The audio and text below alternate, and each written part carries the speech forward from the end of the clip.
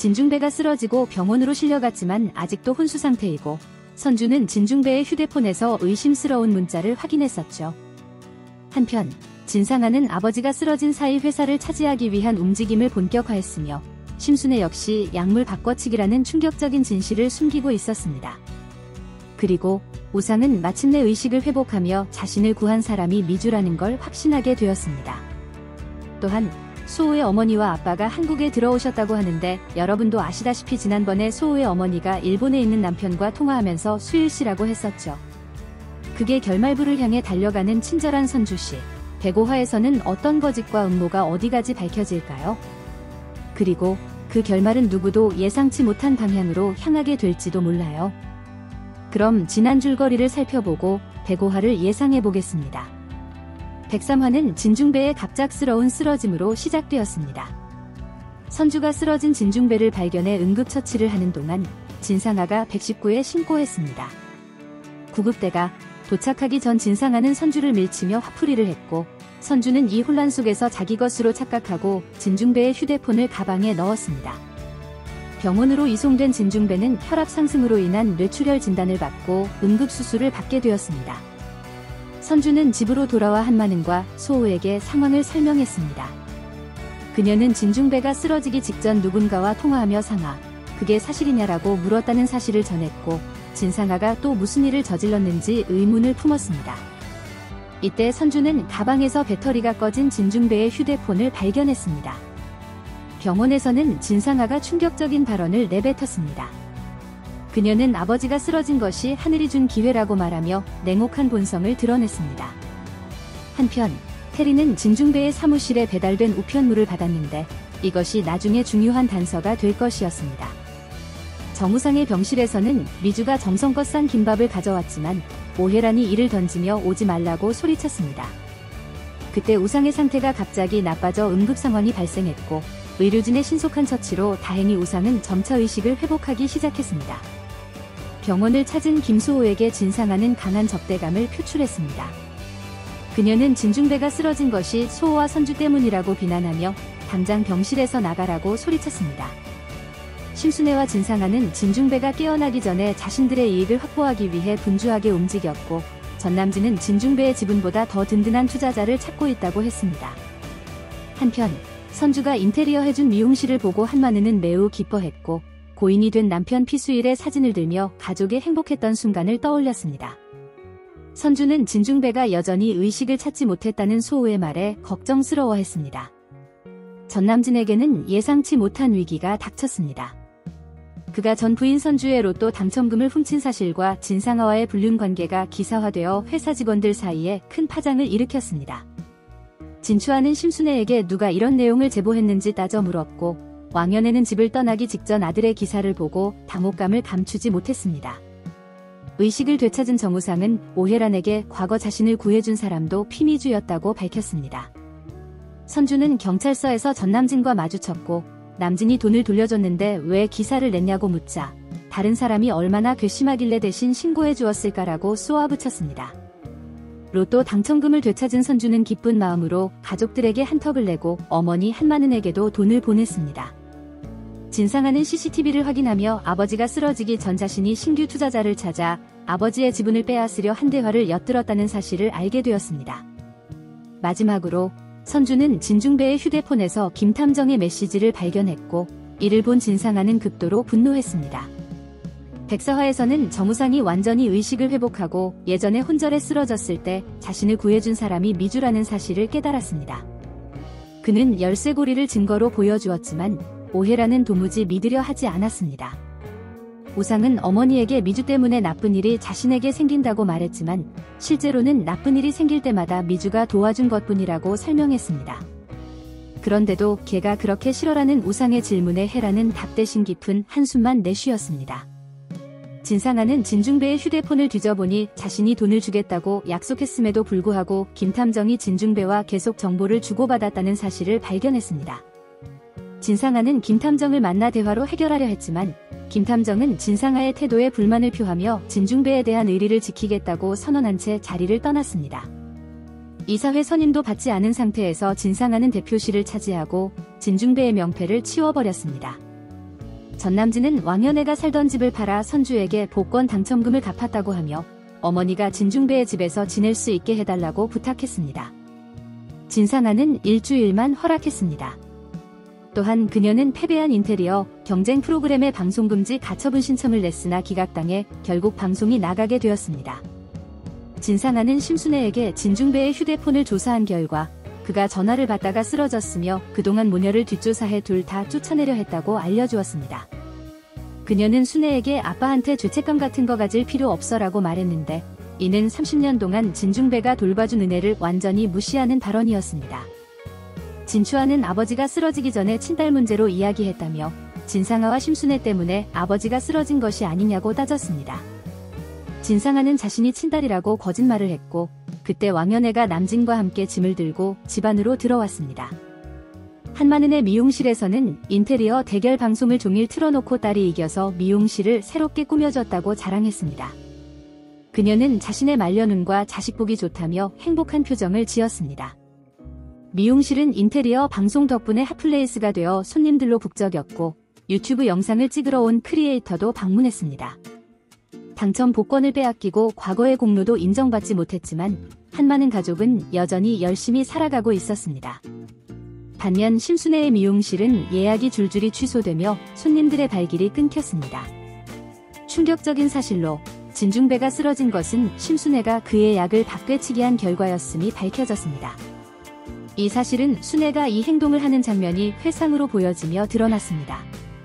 병원에서 심순애는 진중배를 원망하며 30년 동안 속인 것도 이제는 미안하지 않다며 그를 버리겠다고 다짐했습니다.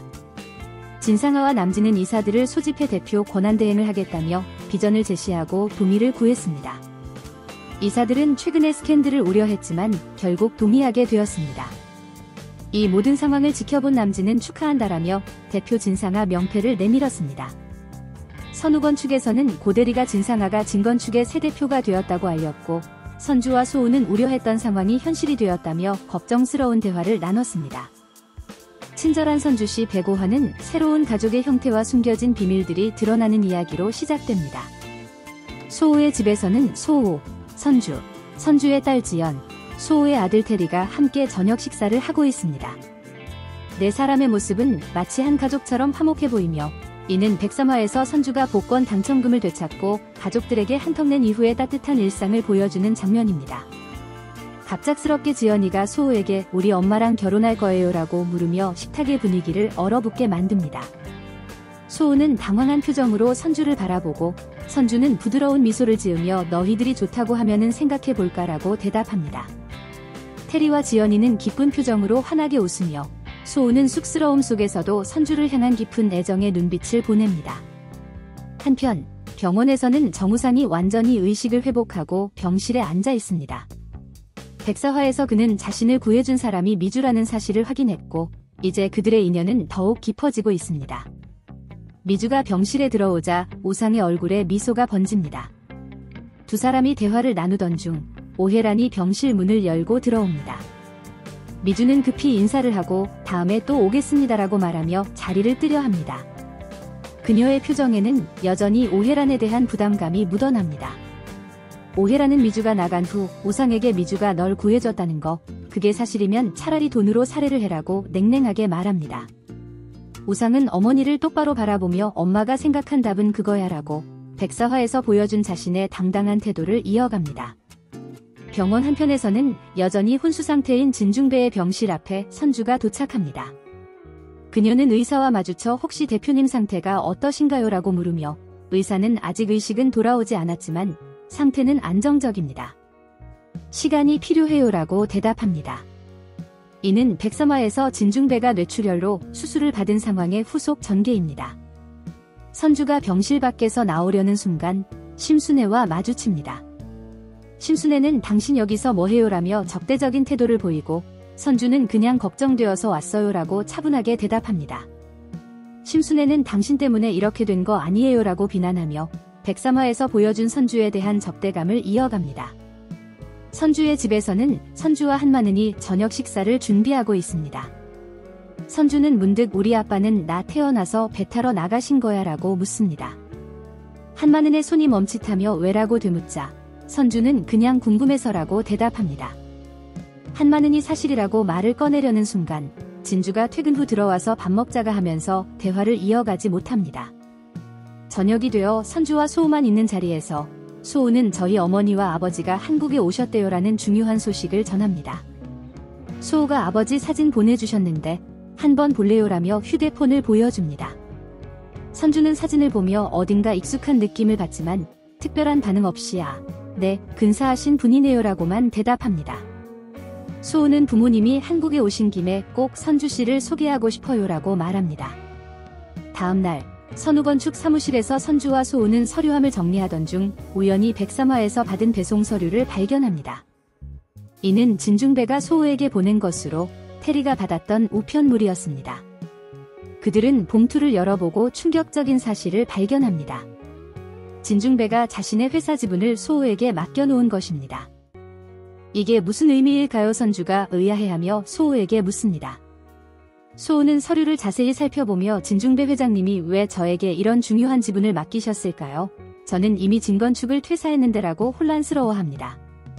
두 사람은 진중배의 의도를 파악하려 노력하며 현재 진상아가 진건축의 새로운 투자자를 찾고 있다는 정보를 떠올립니다. 소우 씨, 우리가 진건축을 도와야 할 것 같아요. 하지만 이 지분으로 어떻게 하면 좋을까요? 라며 선주가 진지한 표정으로 말합니다.